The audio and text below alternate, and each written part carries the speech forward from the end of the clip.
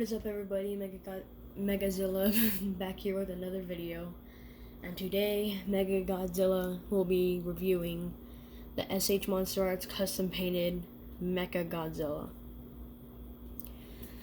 So, I did do a live stream yesterday making an announcement that I finally got him in the mail. But I was planning on painting this guy before it even came. So as soon as it came, that same night, went up to the bathroom and started going at it. That sounded weird. But today I'm just going to show you a review on this figure along with what I think about the paint job. So for starters, let's go into looks. Let me see how it looks without this.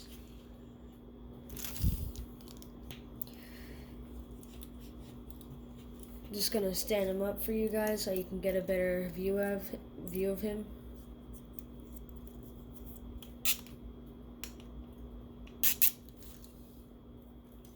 So right out of the box, this figure was just silver. Which, don't get me wrong, it was still an awesome figure. It just, for the price that I had to pay for this figure, I wanted it to be a little more accurate. That's the reason why most people custom paint their figures. And at first I was worried because you know how my history is with painting figures. So I was a little nervous at first because I had paid $190 for this guy. And I'd waited 4 months for it. And I wasn't about to try to mess it up.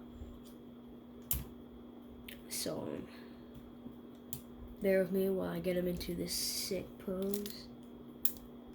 There you go. I think it's better with the light. You can see the detail better. There you go. Alright. So to start off, he is big. Very big. Let me show you a size comparison real quick of him standing next to Godzilla and Kong. That's Godzilla. And Kong, the cute little monkey, the cute little midget monkey. So yes, easy taste about it, he is huge. And he's not even standing all the way up. So, I'd say he's about 2 or 1 inch taller. So, getting that out of the way, the fact that he's huge. He is a really great figure. A lot of points of articulation, but a lot of people might not understand this about Mechagodzilla. Is that, like, if you've seen, like, the older Godzilla movies, like Heisei, but in that time, the Mechagodzilla was just, like, too smooth, too rounded out, looked too much like Godzilla, and for how long ago that was, it just didn't really go with the time. Like, it's 2022, or when this was made, it was 2021, but it proves how, like, in just our newest generation, we're finally figuring out how to do this kind of stuff. So it's not going to look exactly like Godzilla, and they added, like, his own unique design to it. And personally, I really dig it because it's full of detail everywhere. Perfectly accurate to the movie. So, if the Playmates Mechagodzilla wanted to pull himself together for this review, I would show you guys a comparison between the two, but he is having some technical difficulties. So, I'm just going to kind of describe it to you. Longer spines, taller, better articulation in the tail, better articulation everywhere, better detail, better everything. So, now that we got looks out of the way, let's get into articulation. So the head can look up about that far, about to the left that much, to to the right that much. Well, his head can rotate in a full 360. But I'm not going to risk doing that right now because this is like my second day owning the figure, so I don't mess it up. So the mouth can open about that far, which is really great range of motion. Close like that. Really good looking down. So from there we got the shoulder pads, which go into the shoulders, obviously. Butterfly joint in the arms. Hinge joint, very tight hinge joint. Can go out about that far each arm. If you lift up the shoulder pad right here, you can rotate it a full 360 degrees. So pretty good range of motion. I just wish it was a little smoother. Because, like, you know, I'm going to be making stop motions with this guy, and I don't want it to be super stiff. So from there, we can twist the hands. It's on a half ball joint, so the range isn't very good, but it does a trick. So there isn't actually articulation in the fingers. There is a new mechanic for the hands, though, but I'm going to get into that later. No articulation whatsoever in the torso, like in the body center area. Leg pistons. So for the legs, I can twist around. There's this new mechanic with the pistons. It plugs in and goes out, but you gotta be careful with how far you pull it or else it's just gonna pop out, but you can easily put it back in. Can go front about that much, backward that much, out to the side that much, and that much. And there is a swivel at the thigh. It's fairly limited. Leg, like the arm, pretty stiff. Good range though. So from there, we have some more pistons behind the knee. More pistons behind the knee, like I said. Articulation in this piece right here and in the front. That's really good for stop motions because, like, for a scene where he's like starting up, it'd be cool to like kind of have everything kind of positioning itself. Pretty good tilt at the foot. Go about forward that much, backward that much. So once again, very good articulation. The tail, the beautiful, awesome tail. So like the 1989 Godzilla, very smooth articulation, holds its pose really good, and you don't need the tail to support him like the other Godzillas. So can go around that much, which is really good articulation. And at first I thought there was a wire in the tail, but it's all ball joints, and it's awesome. It can go under his legs about that much. Don't want to push it. Curls that much. Very good range. It's just perfect. It's beautiful. And it's so cool how it can just balance with just the legs. That's why I kind of like the bulky skull, because it kind of like it supports itself. And it's just, you can get a lot more range of movement out of the tail like that. You can go for some sick action poses. Oh shit.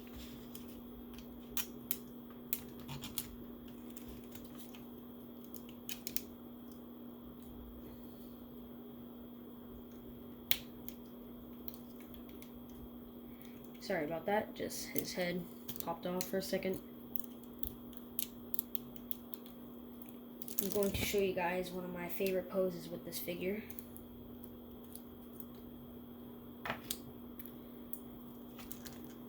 Just bear with me while I can do it.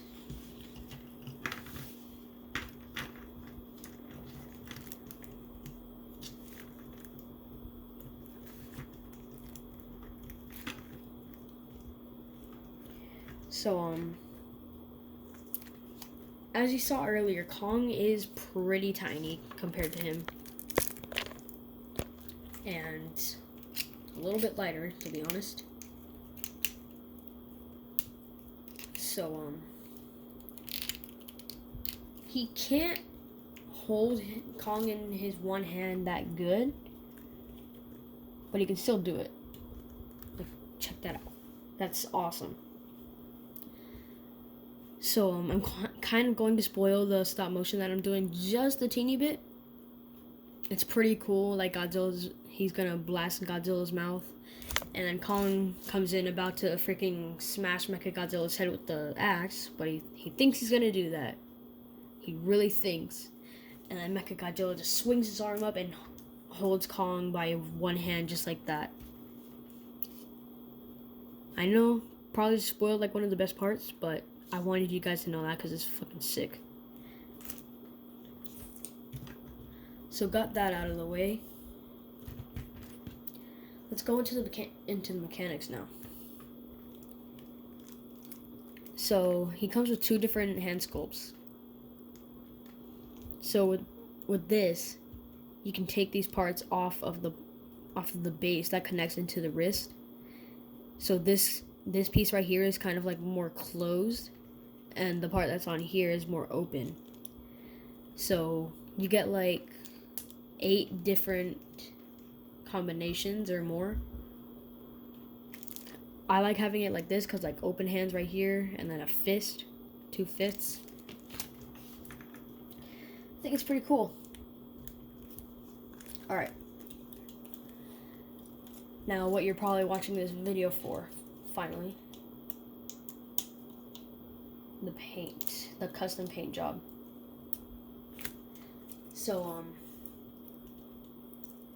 I did buy some metallic red paint to like, I bought the red paint before the figure even came in the mail, so I was just kind of like planning ahead.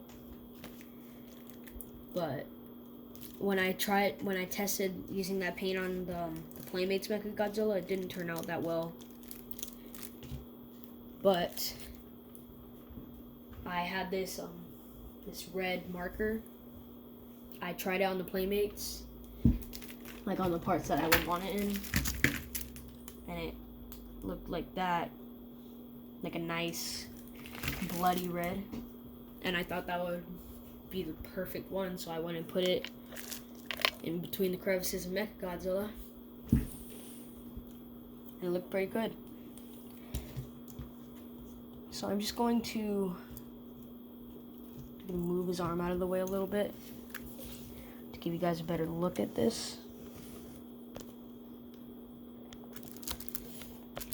So as you can clearly see, added some like in between the crevices of the tail, some like in the rib cage areas.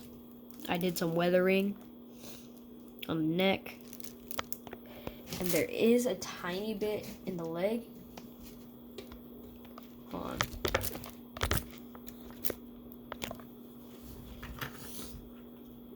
And there, it's fairly noticeable, but at the same time, once again, the camera does not do it justice. At first, before I bought this figure, I was just like, I had my mind set on buying the Mechagodzilla, not the Mechagodzilla, the King Ghidorah. I was only thinking about that, but I wanted to make a more accurate Godzilla vs. Kong stop motion for you guys to be more accurate to the movie. So I said, fuck it, I'm buying the Mechagodzilla. And thankfully I did, because now this is my favorite Monsterarts figure. It's awesome.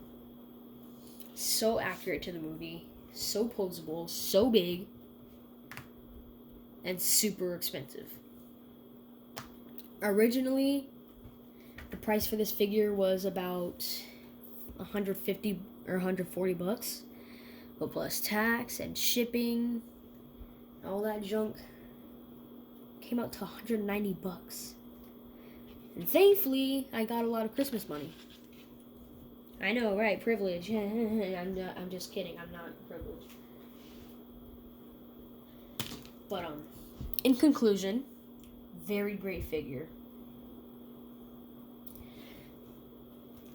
So I am currently working on editing the stop motion a little bit. I still have to finish the part where Godzilla and Kong are fighting in Hong Kong. Other than that, I'm pretty much done. And it should be posted sometime next week, if I get the chance, because, like, it's Sunday, last day of weekend. So, and then I'll have to go to school, get out at 2. I have to go to jiu-jitsu 3 times a week. And we might be doing this stuff on the weekend, so we'll see. I'll post an announcement before I post a video to kind of let you guys know what's coming. So, anyways, thank you all for tuning in and watching the video. Thank you all for all of the support, for all the comments, just everything, all the support. Thank you all for the ones that have been here from the start. Thank you for being here while you watched my channel grow a little more. Now, I'm showing you guys this, and it means a lot to me that you guys are actually interested in seeing what I do. So anyways, have a great life. Thank you for watching the video. Like and subscribe if you want to. It's optional, like always. And I will see you all in the next video.